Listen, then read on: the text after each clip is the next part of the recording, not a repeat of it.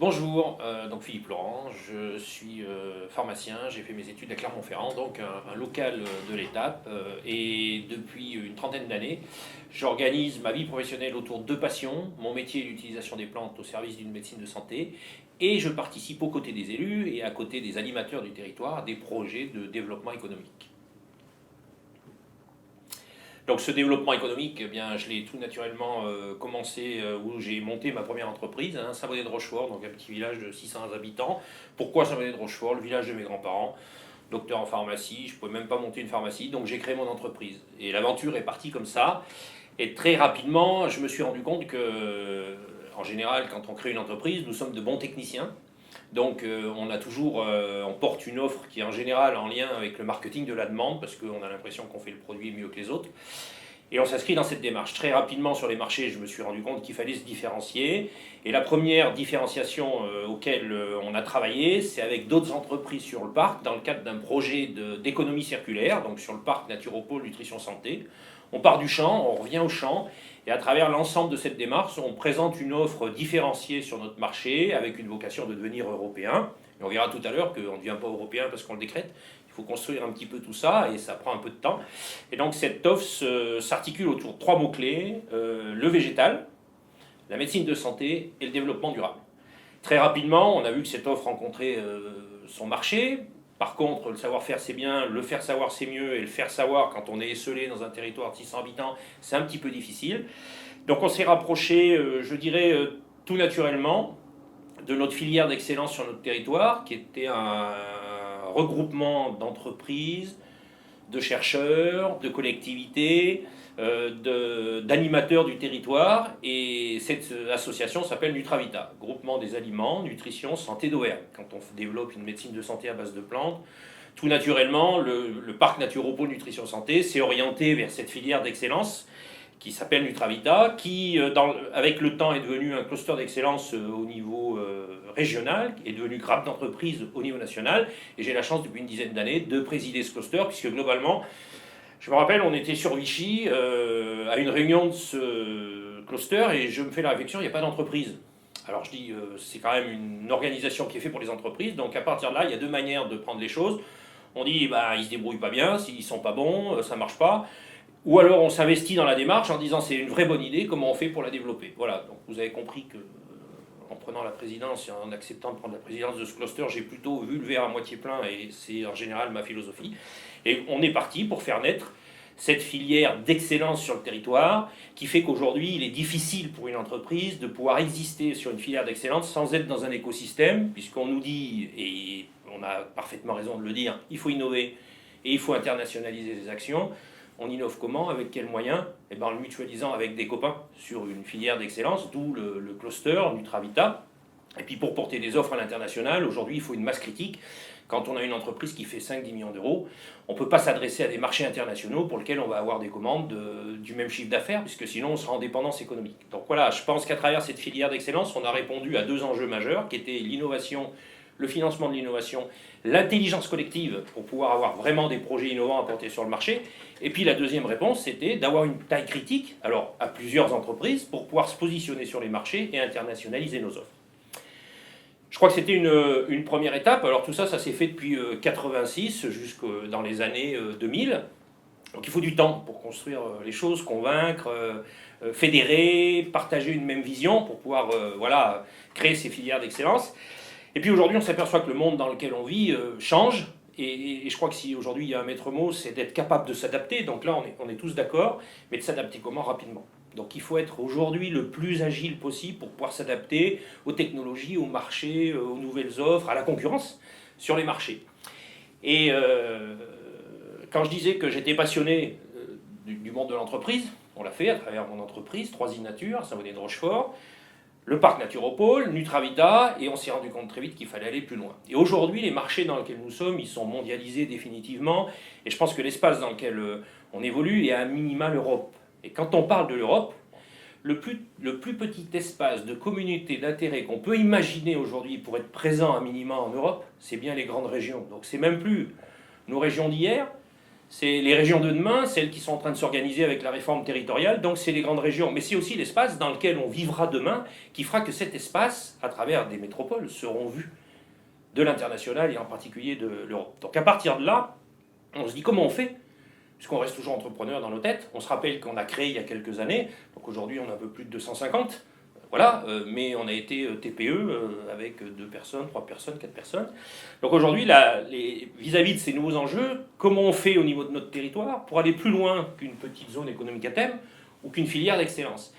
Bien en fait, on s'aperçoit qu'il faut que l'on applique à un territoire, qui est donc la masse critique minimum, ces grandes régions, les mêmes concepts de développement d'une stratégie comme on le fait dans une entreprise. Il faut qu'on adapte ces dispositions, ce mode de réflexion pour arriver à un projet pour le territoire au niveau du territoire.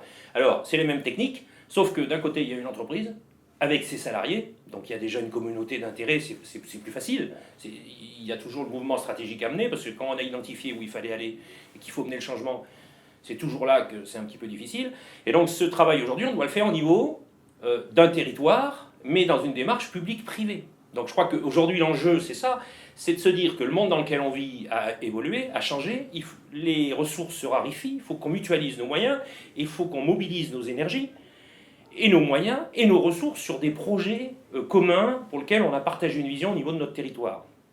Donc aujourd'hui ce travail s'est fait sur l'Auvergne, c'est un travail qui a été mené au niveau de l'ensemble de la région, mais c'est la région, c'est les départements, c'est les villages, c'est les communautés d'agglo, donc c'est tout le monde qui a été concerné par ce travail-là. Et ce travail a consisté à identifier quelles étaient nos filières d'excellence. On passe toujours moins d'énergie à renforcer ses points forts qu'à vouloir gommer ses points faibles. Et quand on a gommé ses points faibles, on n'est jamais le meilleur. Quand on renforce ses points forts, on peut effectivement un jour arriver à un niveau d'excellence, de dynamisme qui fait qu'on est repéré, qu'on est identifié, qu'on a cette masse critique qui va faire qu'on va venir nous voir pour développer de nouvelles affaires, de nouvelles entreprises et un nouveau développement économique. Donc ce travail s'est fait au niveau de 5 filières d'excellence. Je pilote la filière santé sur la région Auvergne, puisque dans le cadre de cette dynamique des clusters, sur la région, nous avons 4 clusters santé. Innovatherm, cluster sur le thermalisme, nous sommes à Vichy aujourd'hui, quand on parle de thermalisme, c'est plutôt d'actualité. Analgesia Partnership, qui est un cluster sur la douleur. L'Institut de recherche pharmaceutique, qui est un cluster qui fait de la recherche sur tout ce qui est microbiote intestinal. Nutravita, et puis notre grand frère à côté de nous, Céréales Vallée, qui est un pôle de compétitivité, mais qui travaille les céréales. Mais dans céréales, il y a aussi alimentation, dans alimentation, il y a nutrition. Donc globalement, on a 5 structures qui travaillent dans le domaine de la santé. Donc on s'est dit, avec ce changement d'échelle, cette taille minimum qui est la grande région, pour porter une offre au niveau régional à minima, qu'est-ce qu'on peut faire tous ensemble pour avoir une taille critique? Donc on a développé un projet pour dégager une vision commune. La vision commune que nous avons dégagée, c'est faire de l'Auvergne le leader européen de la mobilité individualisée. Alors vous allez me dire, la mobilité individualisée, ça veut dire quoi?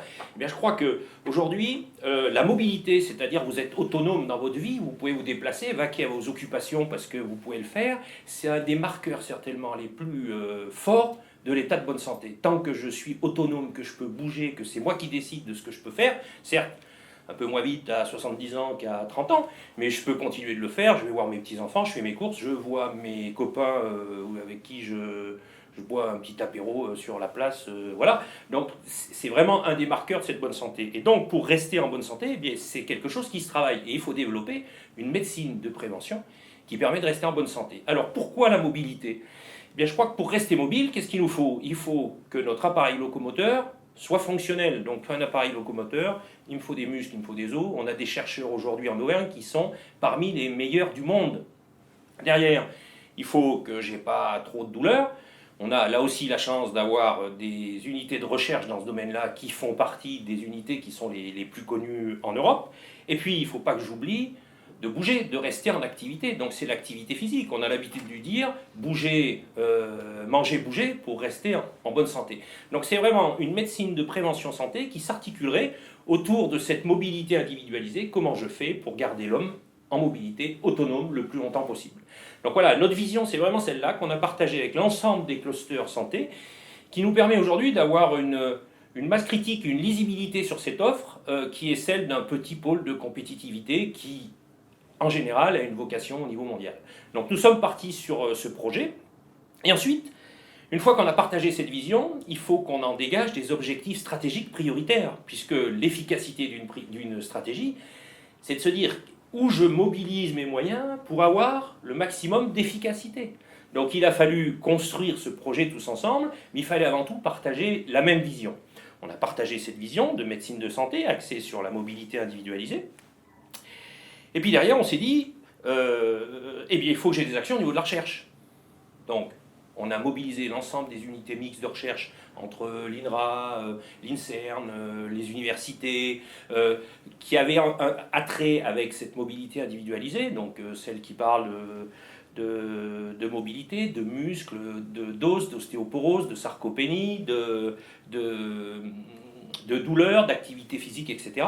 Et on a rassemblé l'ensemble de ces équipes de recherche sur un appel à projet qui s'appelle l'appel à projet sur les laboratoires d'excellence. Donc c'est vraiment des territoires qui auraient une excellence au niveau de la recherche. On a répondu à un appel à projet ICIT. Cet appel à projet ICIT, nous avons été 3 présélectionnés sur 13 dossiers.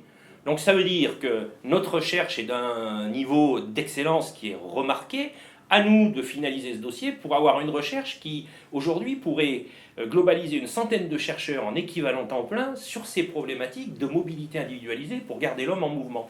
Ensuite, nos écosystèmes avec nos clusters, est-ce qu'on va s'afficher Innovaterm, Institut de recherche pharmaceutique, Analgesia, Nutravita à l'échelle européenne, mais on n'en aura pas les moyens. Donc il faut qu'on ait aujourd'hui une offre commune, une image commune, et qu'on arrive à un méta-cluster. Les entreprises doivent se réunir entre elles.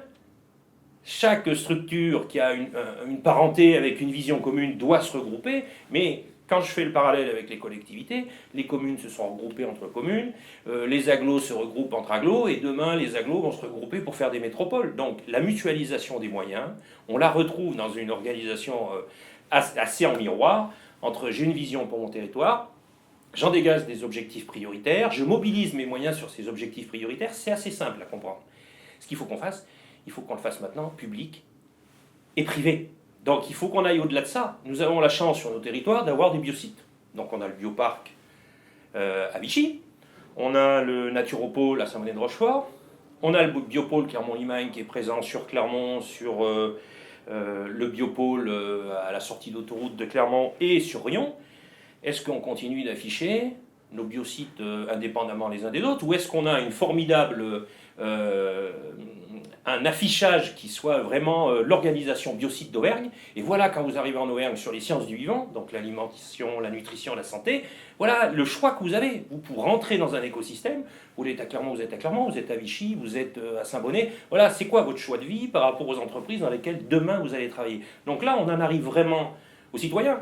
C'est-à-dire qu'au bout du compte, au bout d'un moment, il faut qu'on arrive à partager ces projets-là avec les acteurs. Les acteurs, c'est les gens qui habitent ici. Donc il faut qu'on arrive à donner de la lisibilité à nos projets, et on en arrive au marketing territorial. Qu'est-ce que je développe comme concept en termes de marketing territorial pour avoir un vrai projet différenciant, discriminant, qui va faire qu'à un moment donné, un jeune qui est étudiant, qui est ingénieur, qui habite dans l'Ohio, il se dit, mais voilà, sur cette thématique, au niveau des sciences du vivant, sur ce projet mobilité, les leaders européens, voilà, c'est en Auvergne et en Rhône-Alpes demain que ça va se passer. Et par contre, je veux aller là-bas, mais c'est quoi mon projet de vie? Donc le projet de vie, c'est aussi aux collectivités et aux entreprises de réfléchir à des projets de marketing territorial pour flécher le territoire et donner envie de ce territoire. Je dis souvent, quand je pose la question, je dis, vous aimez votre territoire? Tout le monde dit oui. Super. Alors derrière, il y a la question piège, évidemment, vous allez me dire pourquoi. Quand on aime quelque chose ou quelqu'un, si on n'est pas capable de dire pourquoi, eh bien oui, dire pourquoi, c'est être capable de le vendre. Et c'est faire que demain, on donne envie de venir partager une belle histoire. Donc il faut une belle histoire, c'est la vision. Et à un moment donné, il faut être pragmatique, il faut gérer, il faut mobiliser ses moyens sur des objectifs limités. Eh bien, on l'a vu, c'est pour les collectivités, c'est pour les entreprises. Il faut qu'on le fasse ensemble, et derrière, on a une vraie offre territoriale avec une vision partagée sur des filières d'excellence. Donc, moi, je vous ai parlé de la santé, mais en Auvergne, on a une filière d'excellence dans l'agriculture durable, on a une filière d'excellence dans l'éco-conception, l'éco-construction, on a une filière d'excellence dans la sécurité des données numériques. Aujourd'hui, les objets connectés, il y en a partout. Ce qui sera l'enjeu majeur demain, c'est vraiment la sécurité des données. Hein. Tout fonctionne de partout, comment on fait que les données de Pierre ne vont pas chez Paul, Jacques, etc. Et puis derrière, c'est l'usine du futur. Vous avez un bel exemple avec Percal sur Vichy, hein, quand on parle de l'ingénierie reverse, où on connecte les objets, on voit les usages, on remonte à l'innovation et on redescend sur l'offre. Voilà. Donc je crois que tout ça, c'est ce qui fera que demain, on va créer des territoires qui sont attractifs. On va arriver dans la région Rhône-Alpes avec une vraie dynamique. On viendra vraiment comme des challengers pour jouer avec nos copains, pour renforcer cette dynamique qui nous permet d'être, je crois, la deuxième région de France, j'en suis sûr. La quatrième d'Europe, j'en suis moins sûr, mais je crois qu'on est dans les premières. Donc c'est plutôt une belle dynamique. Par contre, l'avenir que l'on va construire, il sera fait de ce que nous en ferons tous ensemble. Donc voilà un petit peu la vision que j'ai de la dynamique de ces territoires. Je suis en ligne avec ce que je vous ai dit au début. Je me bats pour mon entreprise. Et aujourd'hui, eh bien, je me bats aussi aux côtés des animateurs du territoire, des élus. Je ne suis pas tout seul. Je pense que dans nos écosystèmes et le travail qu'on vient de faire tous ensemble en région, dans un projet qui s'appelle la stratégie de spécialisation intelligente des territoires, je crois qu'on est nombreux à croire à tous ces projets, à vouloir se mobiliser pour réussir sur nos territoires et faire qu'en sorte demain, les générations futures puissent continuer de vivre ici comme nous, on l'a fait et on a été heureux de le faire et de continuer de le faire puisque nous ne sommes pas très vieux encore. Voilà. Merci en tout cas.